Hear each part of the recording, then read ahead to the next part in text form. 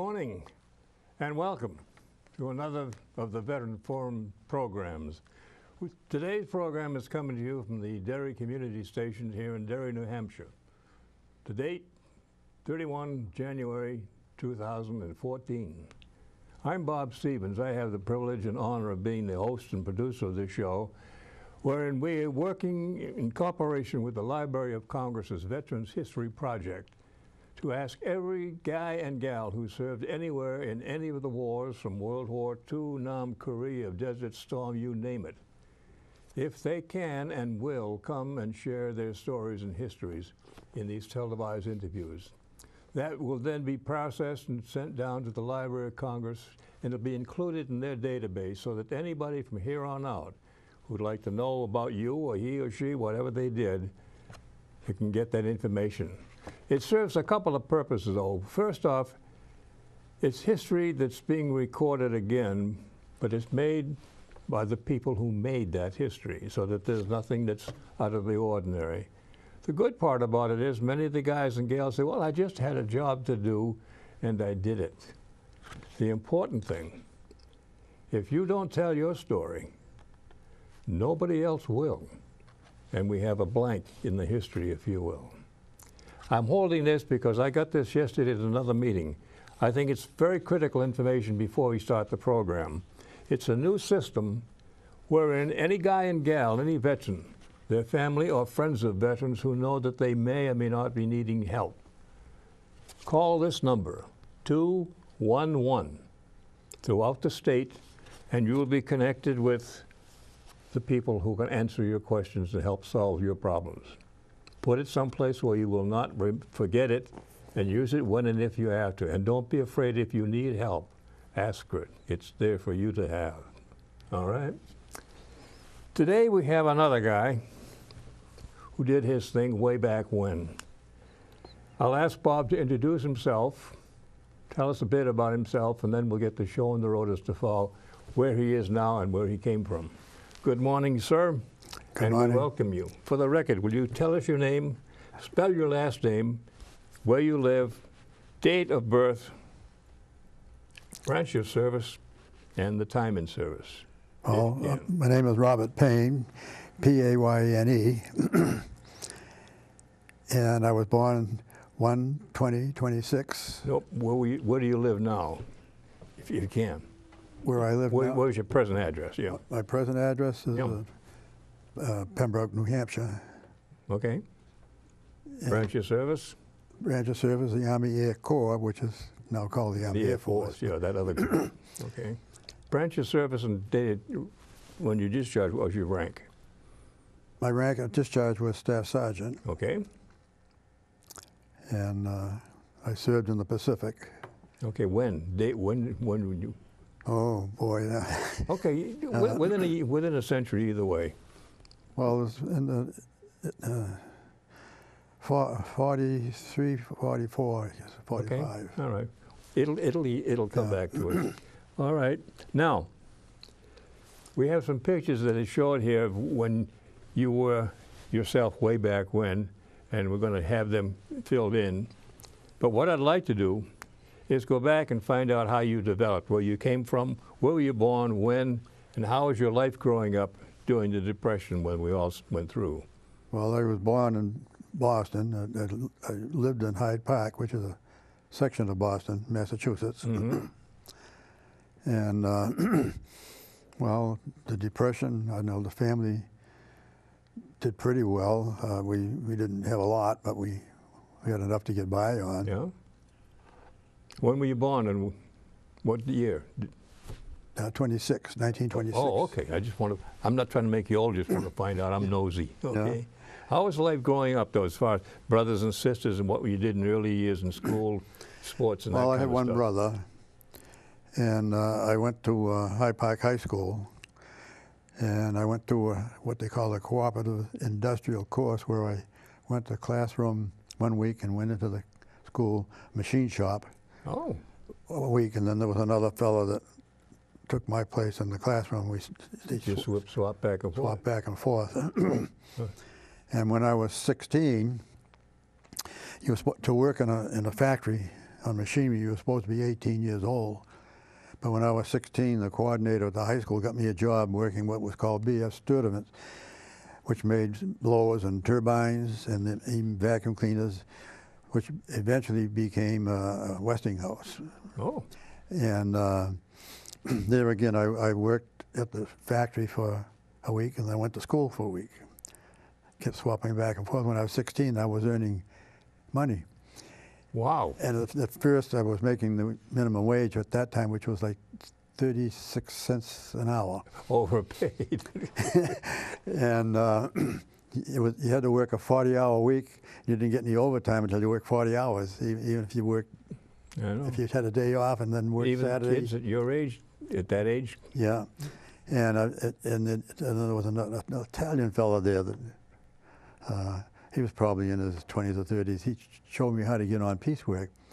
And I was actually making as much as $50 a week, which was good money. At 36 cents an hour? You had to put a lot of time in. No, at 50, I was getting $50. I mean, 50 cents. I was getting $50 a week. Oh.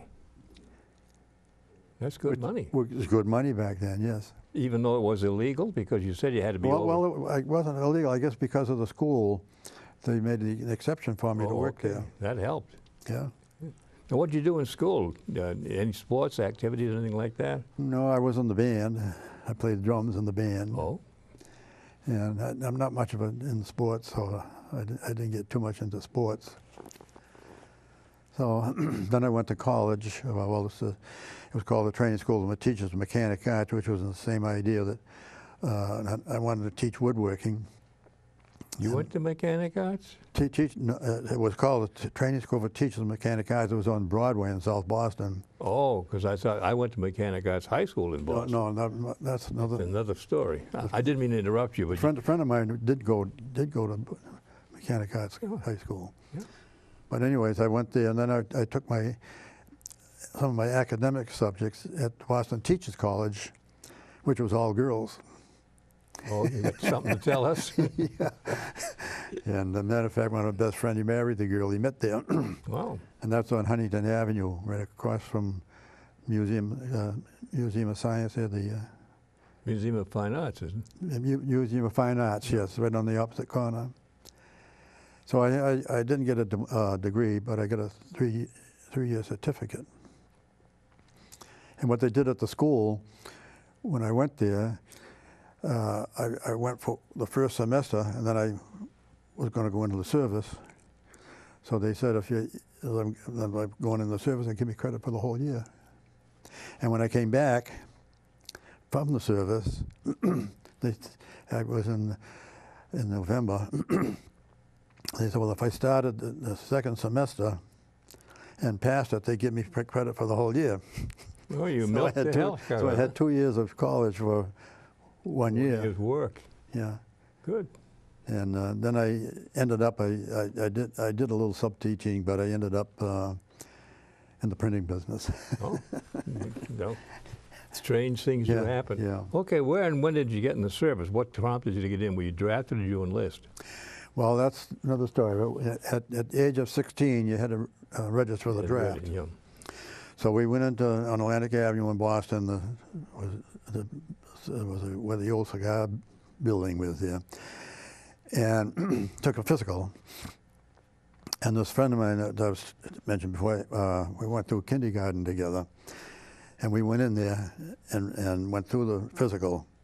And afterwards, I guess it would be the recruiting guy, we told him that we would like to go into the service together. And his birthday is in July, mine was January, so he said when he turned 17, sign up for immediate shipment. And they won't send you overseas until you're 18. I had my 18th birthday in New Guinea. So you went a little faster than you thought, huh? Yeah. But anyways, that's the sad part of that story is that we wanted to go in together, and we did, and we were only together for about a month and a half when he got pneumonia down in Tyndall Field, Florida. That's in Panama City, Florida. So he had to go through the training all over again. And I got shipped out and ended up going over the Pacific. And when he got shipped out, he ended up going over to Europe. He never came back. That's bad. That's bad. So we wanted to go in together. We were about a month and a half together. Well, you had that much. Yeah. A lot of guys didn't have that. Now, when you get in, how were your first couple of days going through boot camp? Because every guy has a little different memory. It's all the same grief, but how did you feel going from civilian? Well, it wasn't yes, sir, too no, much sir? because we were kind of busy, pretty busy getting orientated and everything. But we went to Port Devens, Massachusetts. We did 2 weeks, and went through all getting the clothes. Checking in and all that kind of stuff. Did they give you uniforms there then, or did you have to get it later? No, we got the uniforms and everything there. And then they shipped us down to Greensboro, North Carolina, which was really the basic training. And we were there for about 2 weeks. And I can remember one of the interesting little items is that you had to follow, you were supposed to shave every day whether you needed it or not. Well, I was 17 and a half years old. I didn't shave. We followed up, the first sergeant comes along and said, "Did you shave this morning?" I said, "Yes." And he walked off. You did a damn good job, Sonny. Yeah, he walked off. So, and then another thing, I didn't drink at that time. And I can remember the other guys, they let's go. At first week, you couldn't leave the area. You had to, you only go to the mess hall and the barracks and the latrine. So the second week, you could go to the, I guess it would be the PX. The guy said, "Let's go and get a beer." I didn't drink. I got a beer, and I had one heck of a time getting the beer down. I remember that. Oh, but you did it. And I got it. So the next night, "Let's go and get another beer." Well, that one went down a little easier. Now, a few years later, I guess you do it once in a while without even trying to work at it, huh? Yeah. So anything special in boot camp? And did you get any sort of training or just indoctrination? When did you really start getting? Indoctrination. We didn't do too much there. Okay. And then they shipped us down to Tyndallfield, Florida. And I can remember part of the trip. We were on just regular coaches, and somewhere down there, I don't know, maybe it was in Georgia or somewhere, they took the engine away and they put us on with a freight train. Tied you in back of a freight? Yeah.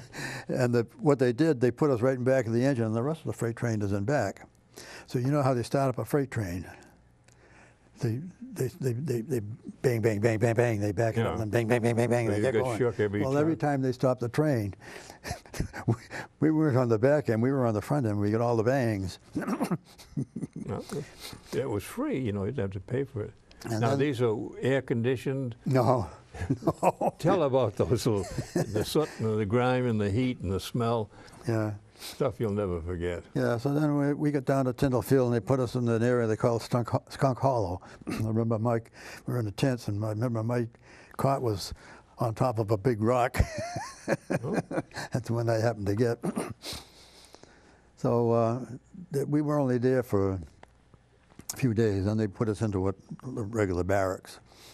And from there, then we had the basic training where we had to go through calisthenics, and we had to do the obstacle courses, you know, and do all that, and had to run around the track. And Well, when you were there, did you have any liberty to leave so that you could get into town? no, we didn't. But Tyndallfield was right on the Gulf, so we didn't have to go off the base. Was that down by Destin? On the Yeah, Gulf? well, it's farther around than. Okay, going towards It's, Texas. yeah, All it's, right.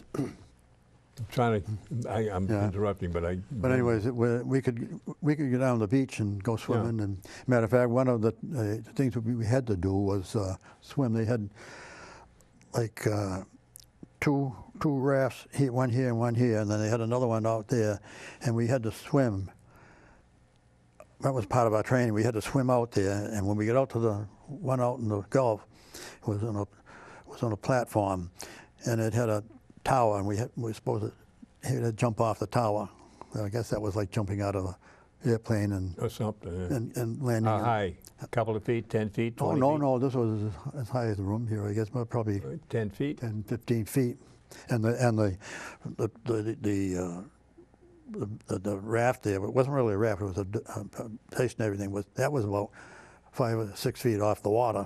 Yeah, so it got your So attention. it was quite a drop. Yeah. But we had to practice dropping into the water. And then would you swim to the other one? Then we had to swim around the other one. Yeah. And then back, or No, out? just once. Okay. And then we, because we had all the calisthenics, then we had training. Well, when training now, was this when you how did you get selected to be whatever you were, a gunner? Well, that mechanic? wasn't until that was when we left Tyndall Field. We went to Charleston, South Carolina, Charleston Air Force Base, and there's when we joined the crew. Okay. And there we had gunnery training, and Now, how did you have a chance to select what you wanted to do, or they tell you, hey, you're going to be? No, that's another thing. They gave us a test, and I passed the test, and they said, gave us papers, you fill out what your first, whether it was, well, originally I was going to go in as a pilot, and that was when they washed out 60,000 pilots, so they sent us to Gunnery School. That was in Charleston. And there was engineer gunner, radio operator gunner, and armor gunner. And they said, give us a piece of paper, put down which one you wanted first and which one you wanted second. So I put down, I thought, well, engineer gunner, I might learn something. Or radio operator, I might learn something. And where did they put me? Armor gunner. Hey, brilliant. So then we had training, and it was fun training, really, because we did skeet shooting. We did the regular skeet shooting where they had a circle, you know, and you pull. And Oh, shoot. yeah. And then they had turrets mounted, not on an airplane, but there with they had a big tower and with a shotgun mounted with a 50 caliber machine gun went, and you'd shoot out the clay pigeons, and in the turret you'd trace it and follow it and shoot the clay pigeons. That was fun. And one of them, the funniest fun part of it, they had like a 1 mile track and they had a pickup truck with I guess it was electrical conduit with a ring around the back of it, and on a little platform you stood on there. And you had they actually were automatic shotguns, but you could only put one shell in at a time, and they had a box of shells here. And then they had houses all around the track with a wire. And that was one of the things you had to do. You had to go in the house and set the traps with the clay pigeons. And the truck would go 30 miles an hour around this 1 mile track. And every time it ran over a wire, it would trip the clay pigeon. And you're supposed to nail it? And you shoot at it. And you didn't know where it was going to come here all right. or over there or where it was going to come. So you were on the airplane, and the clay pigeon was the fighter plane. Okay, so who's calling out 1 o'clock high, coming in your belly, Yeah. cupping your waist, coming in the stern? So that was fun. Oh, yeah. And How'd you do? I did pretty well. Okay. I think I got, what do they call it? Marksman, sharpshooter? Marksman's Okay. badge or something, yeah. Oh, when did you get gunnery training from in a plane flying along to tow targets and that? Or don't they have that? We didn't have any of that training. We did have a couple of training flights, you know. And I did I was down in Florida, Tyndall Field. That was my first airplane ride. They took us up on a B-17. That was the only time I flew on a 17. Then we had a couple of flights up in Charleston, and then from Charleston they shipped us up to Mitchell Field, Long Island, and we were there for 2 weeks, and we were getting ready to ship over to Europe. And all of a sudden they put us on a troop train and sent us across the country. We was on this troop train going across there, and went into I can't think of the name of the town, but we had to get off. This is in California when we got there, and we had to take a ferry. I remember we went underneath the Oakland Bay Bridge into San Francisco and got on a bus, then went over the Golden Gate Bridge, went up to, I think it was Mather Field. And then in Mather Field, we were only there for a week or so. And they put us on a C-54, which is a 4-engine transport plane, and flew to Hawaii. Now, this is when you went there. Were you as an assembled crew, Yeah. or were you just being put There were together? several of those crews. Okay, all right. And man, because there was C-54 would take quite a few. I don't know what the seating was, but take quite a few. I didn't know whether you went kind of a repo depot in Hawaii or someplace, and then they started assigning you to crews. No, we were assigned the crew down way Okay, back in Charleston. But anyway, we flew over to Hawaii, and they took the C-54 away from us and put us up in the barracks. So we were in the barracks there for a month, and we went to town. I went down to Waikiki Beach and A paid vacation. yeah, and one day the guy walks in and says, reading off these names. He says, "You know any of these guys?" And I said, "Yeah, that's us." He says, "We've been looking all over for you. We didn't know where you were." They forgot about us. They kept your mouth shut. Yeah, I know. be there. Afterwards, I realized I Yeah. shouldn't have said anything. But anyways, then they put us on to C-46s, which are two-engine, smaller planes, a couple of them.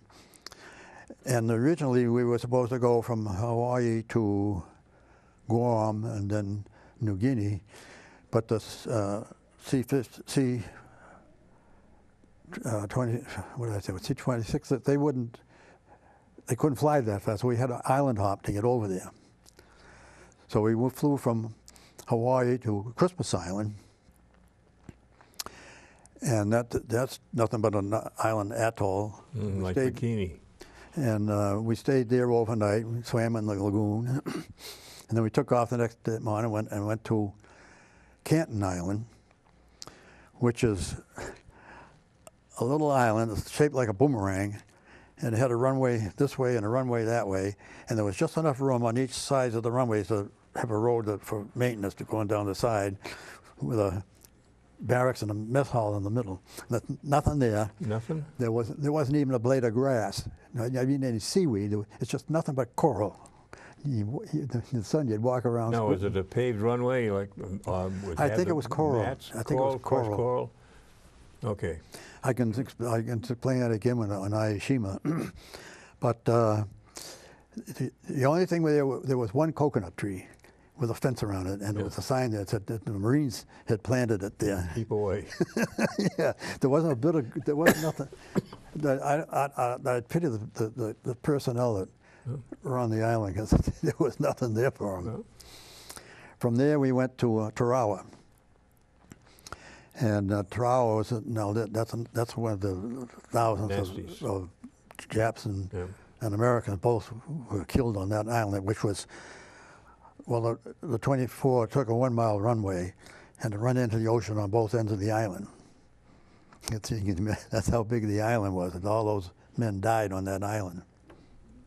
And from there we went to Kwajalein.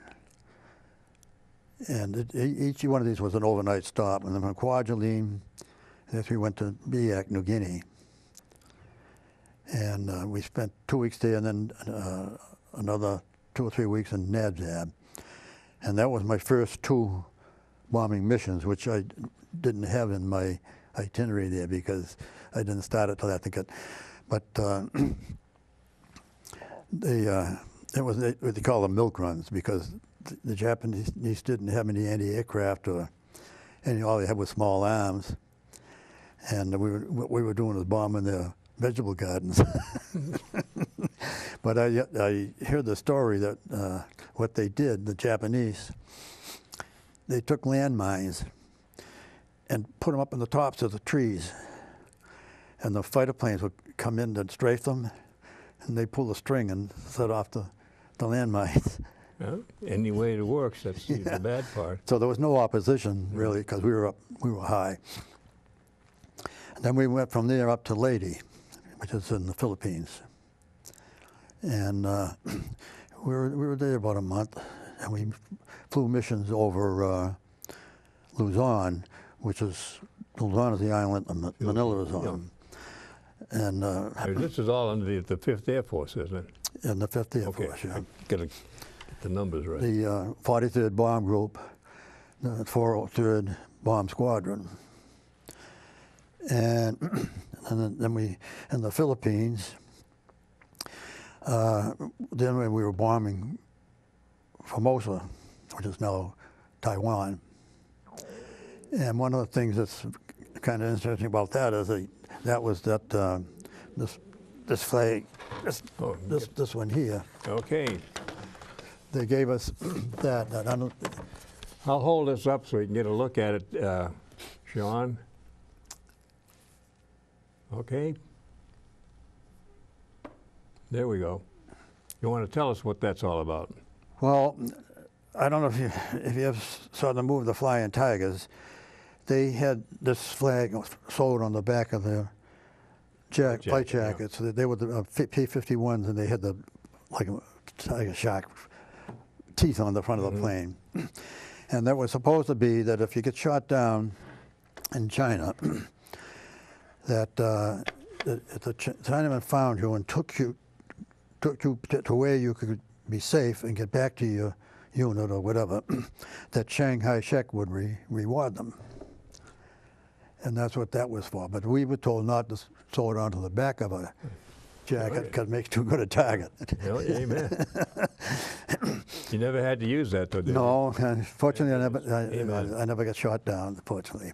But another interesting thing about Formosa was they told us if we get shot down over Formosa, there's an electric fence, I believe it's an electric fence, there's a fence around the middle of the island, and inside there was headhunters.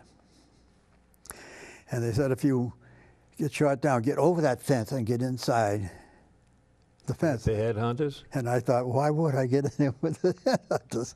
Nobody ever explained it. Fortunately, it didn't have to do it. But a few years ago, I met a fella, said he was from Taiwan, and I said, well, that was Formosa. And he said, yeah. And he says, I told him the story. And he says, that was right. He says, because the headhunters hated the Japanese. And if they knew we were Americans, I guess they would have.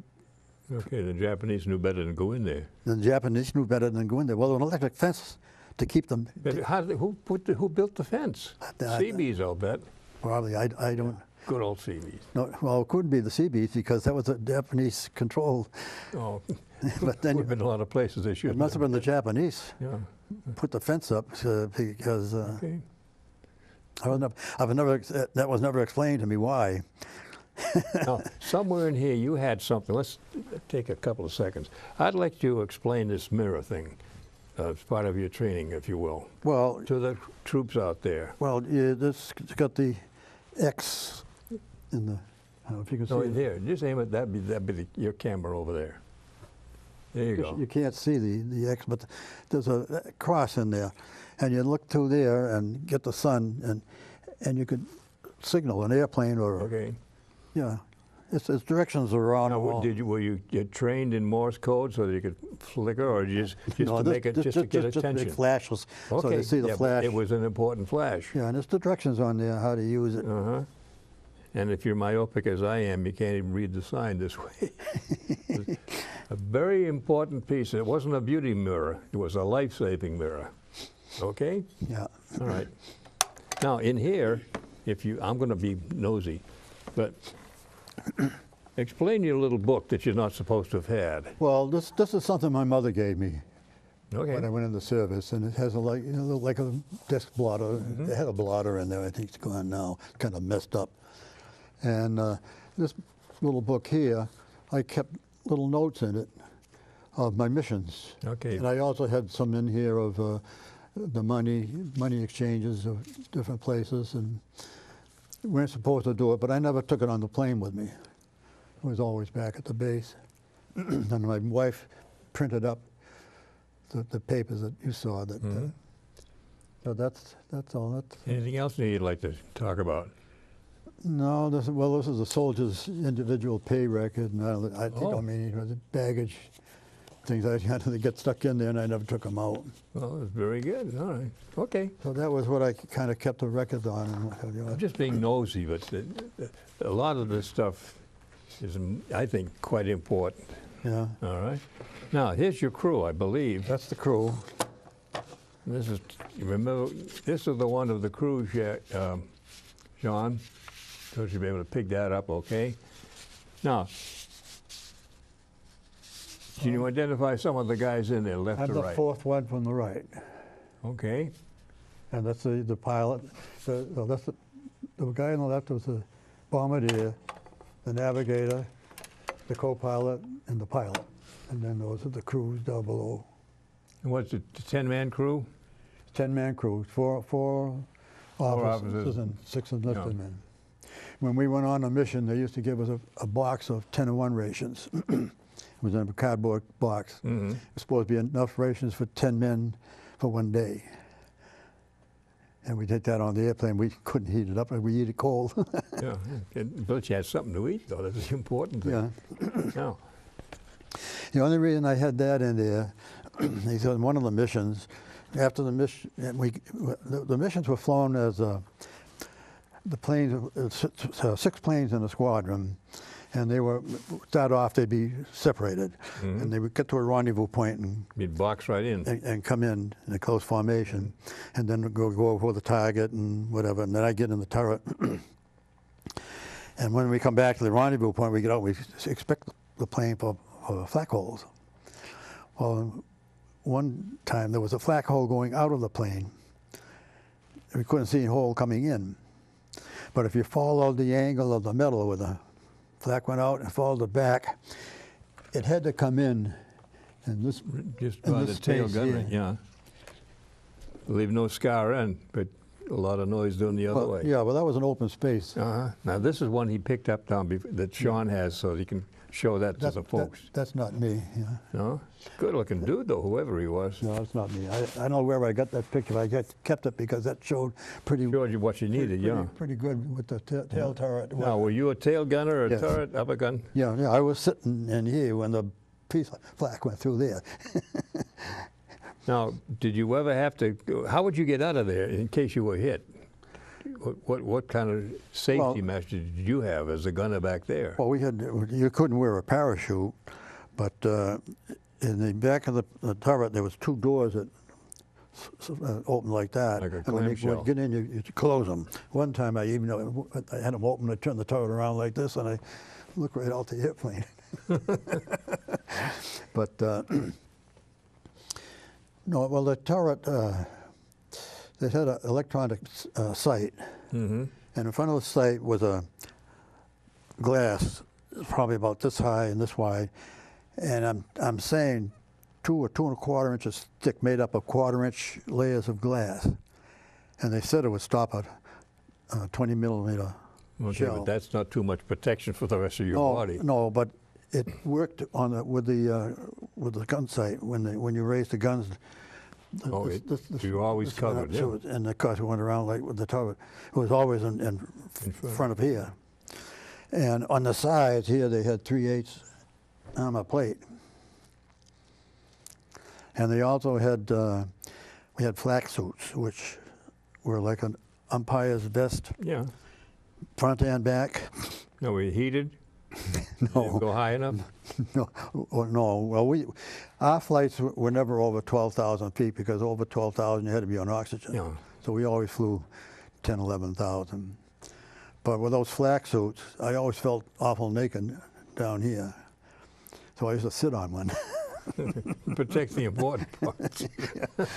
Now, nosy question. When they're coming into land, could you get out of there so that... Oh, you wouldn't land in the turret. I know, but I'd like you to tell us why, if you can. Well, I guess, I don't know just why, but we never did. Okay.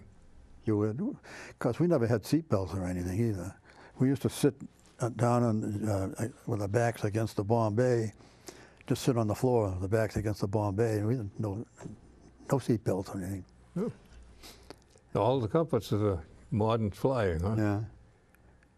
Yeah. About your flights, anything that really stands out that was good, bad, or scary, or you didn't wish you couldn't have been there? Well, of course, the piece of flak, I didn't know anything about it until after we get out of the, Okay. get out of the turret. About it just as well you didn't, too. Yeah.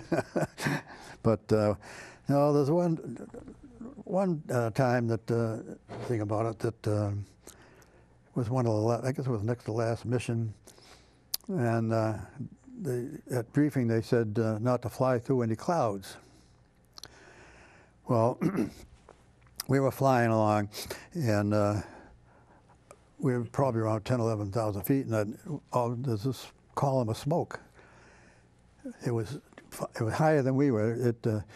They said not to fly through any clouds. Well, I remember it was a perfectly clear day, and apparently there wasn't much wind because the smoke was just going right up, straight up, and it was higher than we were. And I looked down, and everything was destroyed. And it was the next day they announced they dropped the bomb. The bell rang. That was Hiroshima. You flew through it? Well, we didn't go through any clouds. We flew over it. It was right down there. I can still see it right down there. Yeah, but it was all radioactive by then, wasn't it? Or did you I don't think the radioactive was in the air. Okay, I'm just. I don't know. It's always scary. That's why they said don't fly through any clouds because I do have a disability, service-connected disability for radioactive, but it's less than 10%, so it doesn't mean much. They did give me that, but I don't think there's radioactive in the air as it would be in a cloud. Okay. And we were bombing the entrance to a railroad tunnel between Honshu and Hokkaido. Tokyo was on Honshu and Hiroshima was on Hokkaido. And we had 2,000-pound bombs that we were bombing. They make a big noise. Yeah. That was another thing, you know. We went up to Hiroshima. We left Clark Field, went up to Hiroshima. The unit was moving up, and there was nothing. We didn't have anything up there, so they didn't have the facilities for loading the bombs, these big bombs. And they load them in Clark Field. Now, we never landed with the bombs in the airplane. If we went on like a ground support mission, and it was clouded in, we wouldn't drop the bombs. We'd take them and drop them in the ocean. And it was my job to go in and defuse the bombs, and that was my job on the plane to fuse the bombs and defuse them if they didn't. So these big bombs, they weren't fused. But we landed in Hiroshima, and we were one of the first ones. And we were watching the other planes come in. There's one plane come in, and the bomb came right out through the bomb bay doors. 120 miles. That's B-24 is 120 miles an hour landing speed. And it's going down the runway 120. Look out, here she comes. Yeah. Did it explode or was it all diffused? It wasn't fused. So okay. Ever had any hang up in a bomb bay? No, that I didn't. But the bomb started going like a football. Oh. First it was going down, like, then it started going like a football all over the place. Everybody was diving for cover, but it didn't go off. I don't know who went out there and got it off the runway, but. No, talking about the bomb, we've got a shot here of the Japanese surrender party. You talk about that because you and Sean tell us about that. Well, when the Japanese surrendered, they made them paint a Japanese Betty bomber white with a black cross on it, and there was two of them. And they flew these emissary or whatever it was here from Japan down to Hiroshima. And then they got on the C-54, flew down to Clark Field, and they negotiated the treaty down there in Clark Field. Then got back up to Hiroshima and got back on the Betty bombers and back to Japan. Then they signed the treaty in, was it Tokyo Bay, I guess, Tokyo Harbor, Tokyo Bay. On the Missouri. Yeah. So that's that. And there's some pictures in there, the jet planes coming in. And as we were talking earlier, tell them who led the convoy or the, I'll call it the peace party, the Japanese surrender party. I don't know who was it. Jimmy Doolittle. Oh, Doolittle for that part, yeah, yeah. Yeah. He started it way back. I thought you meant the who the Japanese lead Japanese man was. Also, we have another shot here of Ernie Pyle's monument, if you want to call it. That's in the. He's already taken a picture of that, so I'd like him to show that if you will. I don't know if he took a picture. Oh, well, by golly, we should get that. Put your glasses. Yep, yeah, my 2020. Was that loose? Oh, he took some of the other stuff though. Anyway. No, it's in this. It's not. It's in here. Oh, okay. It's one of those paper things. I tagged the papers there. I'll find it, folks. It's one of those papers. Yeah. There it is. It's right there. Clean living. Now, I don't know whether You can take it out. you can. No, I'll try to. I don't want to take them out and ruin your book. But that's this one right down here, folks. There we go, right there. He was killed on Aishima, but he was buried in Hawaii. Mm-hmm. And that's the monument they put up on Aishima. Some of you may not remember Ernie. He wrote some pretty good stuff. I guess they say he was the GI Correspondent. Pacific, Europe, He was all over. He was well known. Oh, yeah. And the story I was told that he was on Aishima, and he was with an advance group, and he was told to keep his head down, but he wanted to see what was going on, and they nailed him. A hell of a way to go. Now, let's talk about some of the citations and so forth. The stuff you have right here, your helmet, your hats, Well, and this so is the forth. helmet I wore with the Just hold it up so people can see it, if you will. Because this will be your camera over here. You can aim right at it. Whoop, watch the glass.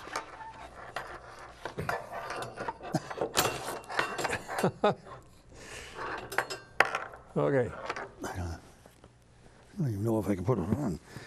Well, you look much nicer now. There it is. Still fits?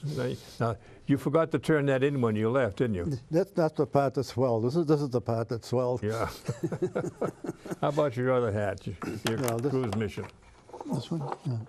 Bring back a few memories. Yeah. That's a little tight. Oh, yeah? That one's a little tight. It's a long time ago. Yeah. All right. If you will, Sean, would you bring up Bob's medals and citations, and he can run through them and give you a story of what they were and how they got them. There we go. I'm not sure which one is which now. Well, but the Asiatic Pacific, yeah, American Defense. there's a Philippine We liberation. joked about it, the good conduct means you never got caught, huh? Yeah, yeah. And then the World War II Victory Medal. What about some of the others? Well, one was a Philippine Liberation Medal, I think it's. Well, I he's think got it's called he's going to something show else. them, I think. And I forget now what the other one. But then there's also the Air Medal. I want to see the air medal with the clusters and all that other good stuff. There we go. That's the Air Medal with 2 oak leaf clusters. Which means what? Well, that's 3 Air Medals. Okay, but Each they give you 1 Air Medal and then they give you an oak. but how they get many another- flights do you have to get one medal? I forget now. It's so many hours. Hours of flight numbers, yeah. Okay, so it means you had to spend some time around it. They just didn't hand them out. No. Okay. What else do we have up there? Oh, in the background, you'll notice the old GI jacket. Cleaned and pressed and natty as all heck. Smells like you know what with mothballs, but it's still something you can never buy. It's Yeah. priceless. And there he is now. The pants are, Way back when. pants are underneath it. Look at that. From that and that to the young fellow sitting beside me here today. Bob, all I can say is one thing. We thank you for your service and glad that you shared some of it with us. No, Stay thank you. healthy and stay in touch, okay? I just feel fortunate that I never got shot down. I know, hey, but it helps.